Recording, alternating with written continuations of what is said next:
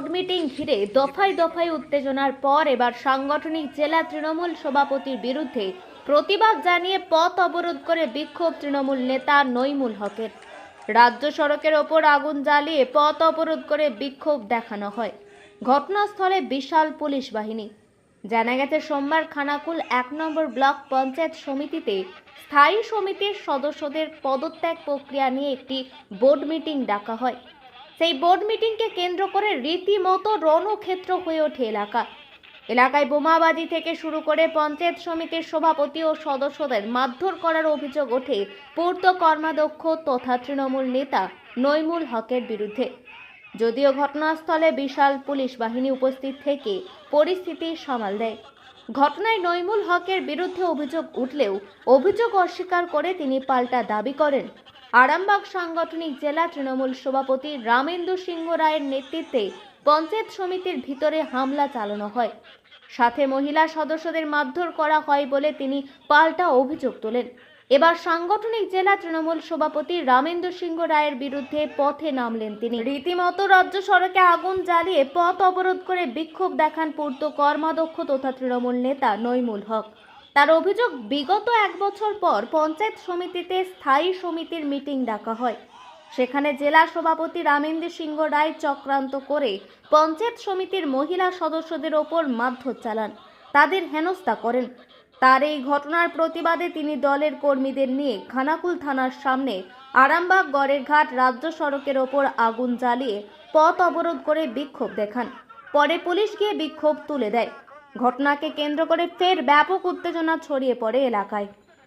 আজকে আমাদের দীর্ঘ 1 বছর পর খানাকুল স্থায়ী সমিতির একটা মিটিং ডাকা হয়।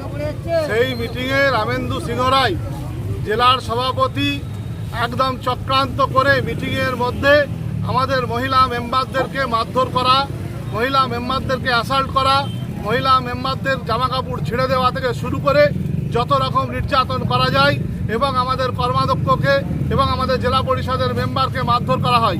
তাই আমরা তার প্রতিবাদে আজকে আমরা এই থানার সামনের রোডে অবরোধ করছি, টায়ার জ্বালাচ্ছি।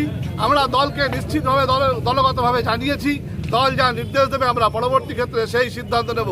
কিন্তু রামেন্দু সিংহ রায় দাদাগিরি খানাকুলের মানুষ মানবে না। কারণ রামেন্দু সিংহ রায় বিজেপির দালালি করে খানাকুলকে 17,000 ভোটে হারিয়ে দিয়েছে। তাই রামেন্দু সিংহ রায়ের অবিলম্বে পদত্যাগ চাই। তাই অবিলম্বে পদত্যাগ যাতে দল নির্দেশ দেয়, সেই পদত্যাগের দাবিতে আজকে আমাদের পথ অবরোধ।